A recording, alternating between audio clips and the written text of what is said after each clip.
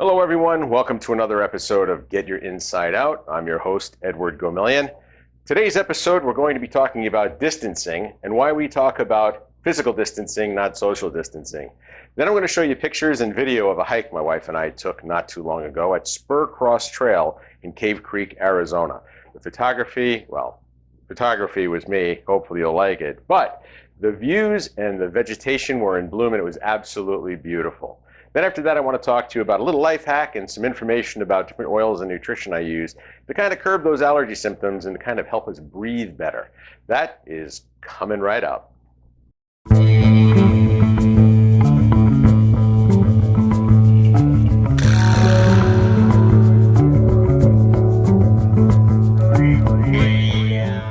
Well, hello again. Well, rather than talk immediately about social distancing, I just want to say, if you appreciate these videos and like what you see, please go ahead and like the video and subscribe. Also hit the notification bell so that way you can be updated on any new content that we post to the channel. So, social distancing. My wife and I started calling it physical distancing simply because we're very social, and I'm sure you are as well. Rather than going out and staying away from everybody and saying I am, being socially distant, that has a way of making your psyche feel very isolated and alone.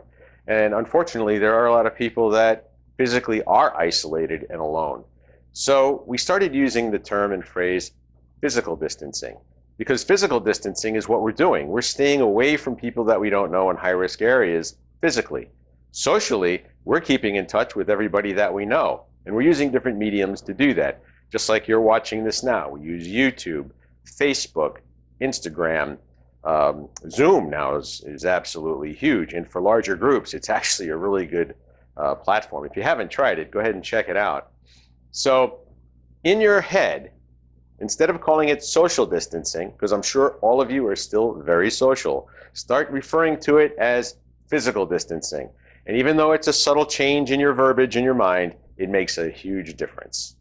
So with that, I want to leave you with some photos and some video of Spur Cross Trail in Cave Creek, Arizona, an absolute beautiful trail just northeast of Phoenix. If you have a Google Maps or whatever up close, go ahead and Google it. Maybe you see some pictures online as well of it, and you get an idea of what that area is really like. After that, I want to talk to you a little bit about some of the essential oils and nutrition that we use to kind of help with respiratory distress for ourselves. So, hope you enjoy.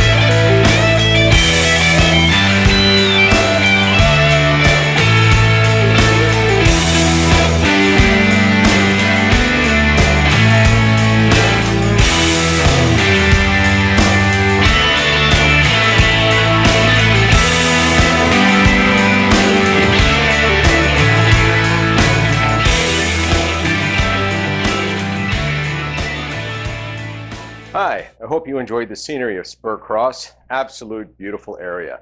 As I'm sure you saw, there were a lot of things in bloom, a lot of pollen, and my allergies were going nuts. So happens every year. And for years, what I've been doing for two things. And before I start, I want to just let you know, I'm not making a suggestion that you do this. What I'm saying is this is what I do. And these are things that give me relief, things that I have found. So this is not medical advice. I'm sure you saw the disclaimer in the beginning of the video. That still applies here. So let's get on with that. So for years, I've been using a combination of 3 different oils in order to get rid of muscle aches and pains. Now, raindrop therapy is always my first go-to. However, I've taken 3 oils that I usually keep with me when I'm on the go, and that's basil, wintergreen, and peppermint.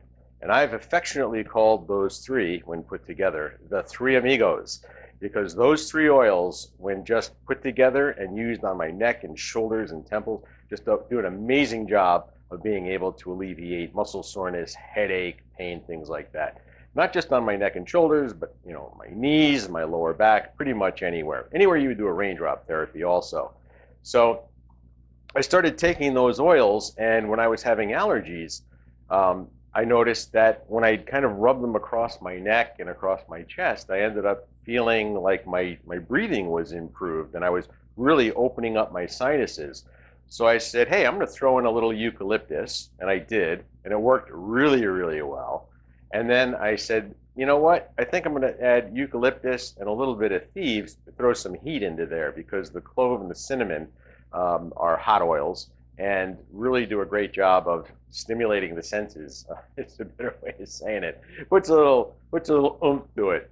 And so by combining those oils, when I go ahead and apply them to my chest and around my neck and shoulders, oh, it's just amazing to just open up my sinuses and just take away a lot of the respiratory congestion. Now, if you really want to go crazy, add a little RC into that mix. And RC, respiratory congestion, that oil is also amazing for this particular blend. But I found I don't need the RC if I'm using those other oils. If I have the RC, I tend to just use the RC by itself. Maybe throw in a little peppermint, add a little cooling effect in there. But if you have severe allergies and you decide to try this and it works, please let me know. I'd be interested in hearing how your results are, and hopefully they've been as favorable as mine. So if you are a Young Living distributor, then you know how to get these oils. But if you're not, and you want to find out how you can get these oils either just for yourself, or you want to find out how you can get them at wholesale prices rather than retail, then I'd like to talk to you as well. If you just want to explore the catalog and get some information on not only these oils, but also targeted nutrition and a multitude of other oils that do some other phenomenal things, I'll be more than happy to send you a digitized digital catalog. Just let me know by sending me an email requesting that, and I'll get it out to you right away.